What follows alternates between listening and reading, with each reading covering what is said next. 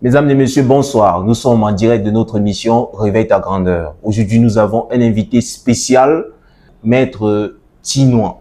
Vous êtes avocat au barreau du Cameroun et au barreau du Rwanda. En effet. Entrée du jeu, dites-nous pourquoi avez-vous choisi le métier d'avocat? C'est un métier auquel j'ai tant aspiré depuis ma tendre enfance. Parce que bon, mon papa, il est avocat. C'est Maître Tinois Jean-Claude, d'ailleurs un ancien au barreau. C'est un ancien qui a prêté son premier serment en 87. Donc, tel père, tel fils. Ah oui, en effet. Et puis, il est entré au tableau de l'ordre au barreau du Cameroun en 1990. Super. Donc, c'est un ancien au barreau. Et puis, j'admirais tellement sa façon de faire. Je partais au palais avec lui, étant tout petit. Je peux dire que j'ai grandi dans la profession d'avocat. Donc, par la suite, j'aime brûler le rêve. Quand je suis entré à l'université, je me disais que bon, voilà, quand j'ai eu le bac, j'avais pas de choix. Je suis allé faire droit. Après, je suis entré dans un cabinet. Par la suite, je suis allé au Rwanda. Et c'est au Rwanda que j'ai prêté mon premier serment. C'était, je crois, le 7 octobre 2021. Après, je suis entré en stage, je suis revenu au Cameroun.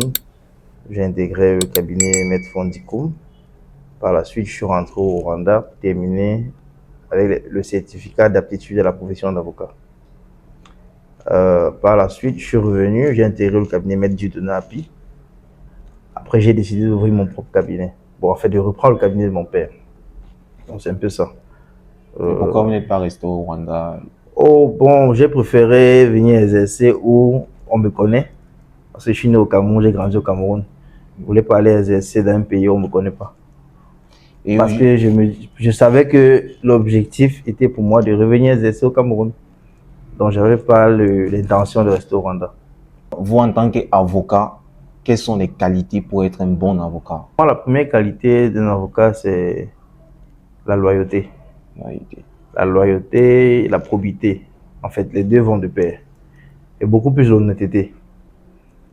Parce que, voyez-vous, l'avocat, c'est d'abord sa réputation.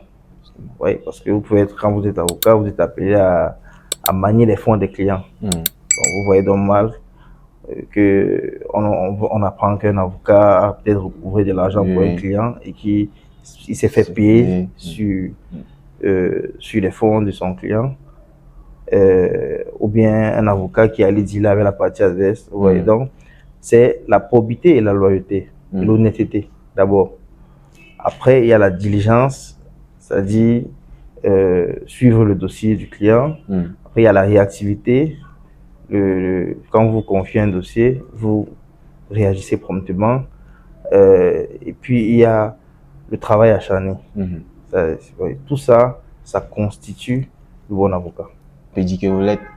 Oh, je préfère ne pas avoir la pression. Quel est l'avantage qu'un client peut avoir avec vous, contrairement aux autres avocats?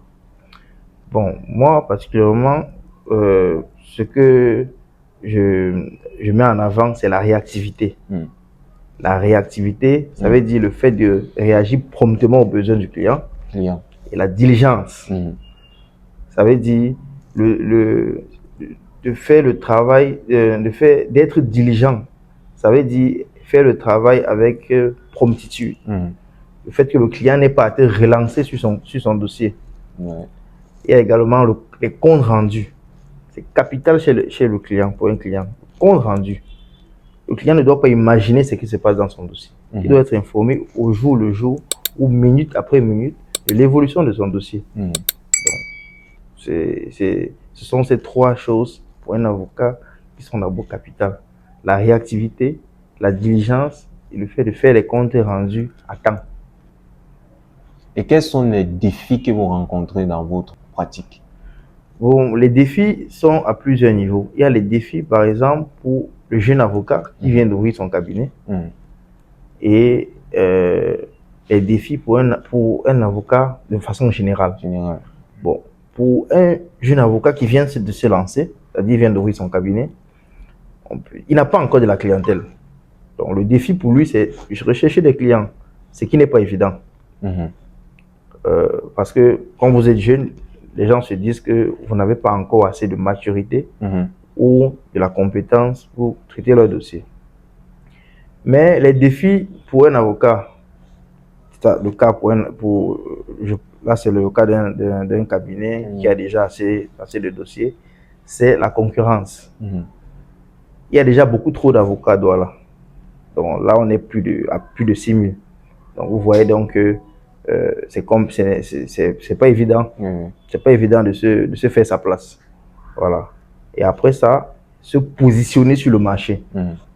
Marché qui n'est pas déjà assez propice pour tout le monde.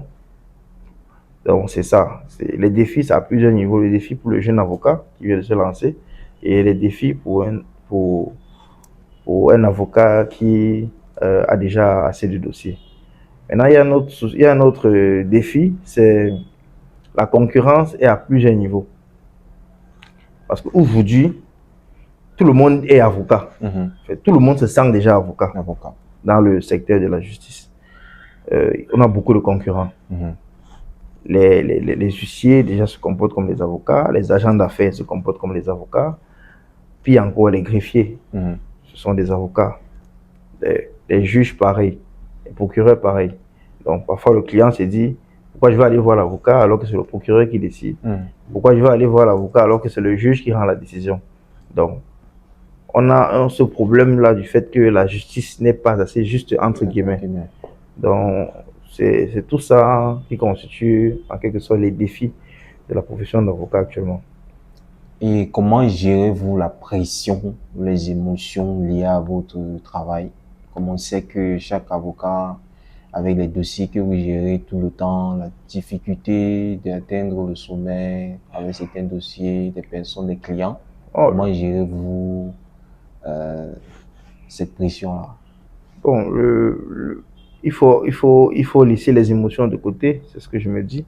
Quand on gère un dossier, on met les émotions de côté, on utilise les outils qui sont les nôtres pour traiter nos dossiers. Et ces outils-là, c'est la loi, c'est la doctrine. Je parle des ouvrages de droit, c'est la jurisprudence. Donc, mettre les émotions de côté et utiliser les outils pour essayer de traiter les dossiers des clients, de résoudre leurs problèmes.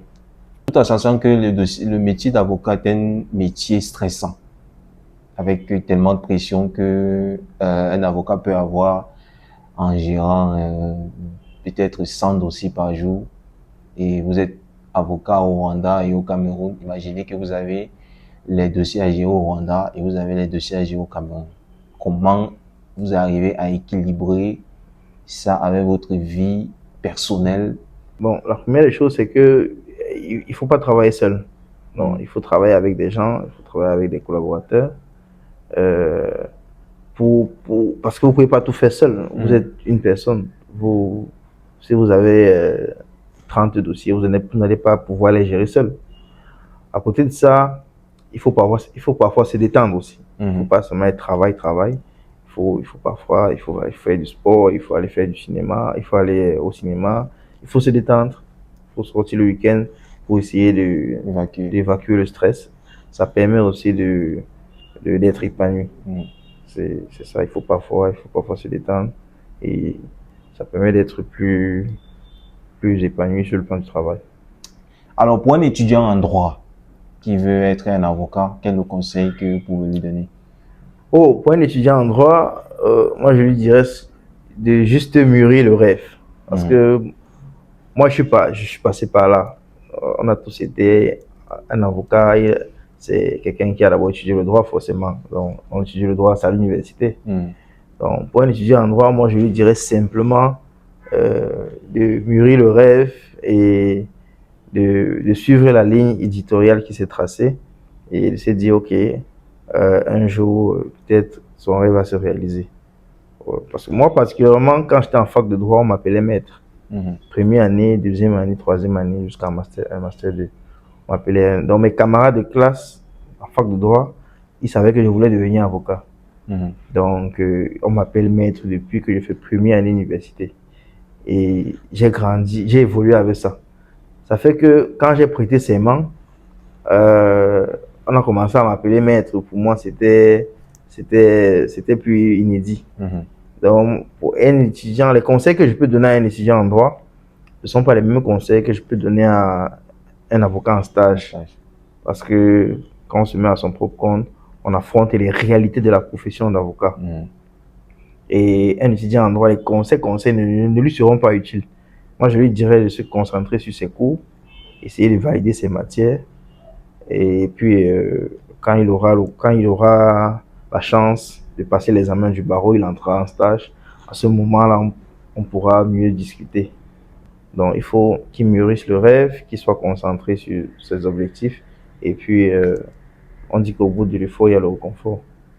Quel est l'avantage qu'un avocat peut avoir dans la société? La profession d'avocat, c'est une profession noble. Donc, elle inspire du respect. Voilà, donc c'est ça. Et ça vous donne aussi de la crédibilité envers les gens. Donc, quand vous arrivez quelque part, vous dites que vous êtes avocat, on vous traite avec plus d'égard. Bon, en gros, je peux dire ça comme ça. Si vous pouvez changer quelque chose dans le système juridique du Cameroun ou du Rwanda, ça serait quoi? Bon, pas du Rwanda.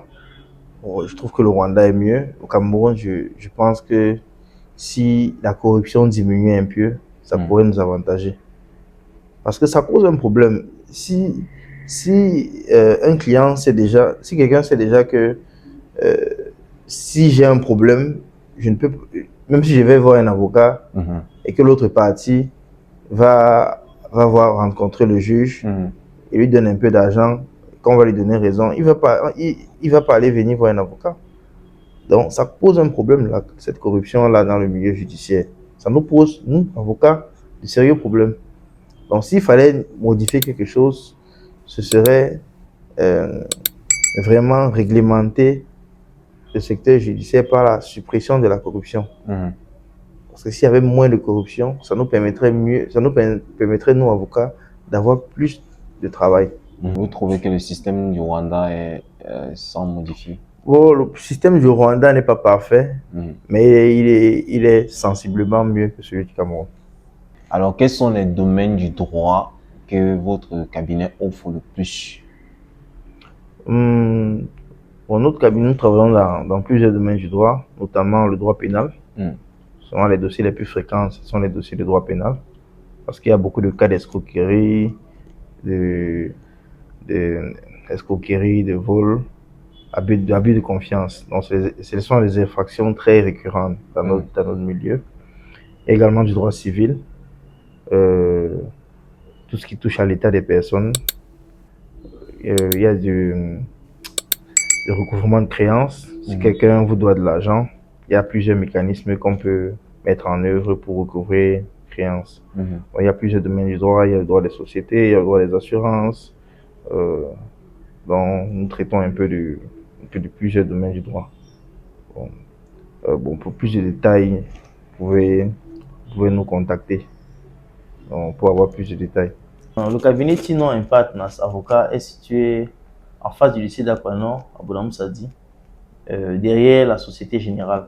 Nous sommes ouverts tous les jours de lundi à vendredi et nous recevrons également le samedi sur rendez-vous. Répondons au numéro 697 79 33 68 653 75 57 51. Alors, nous vous remercions d'avoir accepté notre invitation, Maître Loïc Tino. Tout le plaisir était pour moi.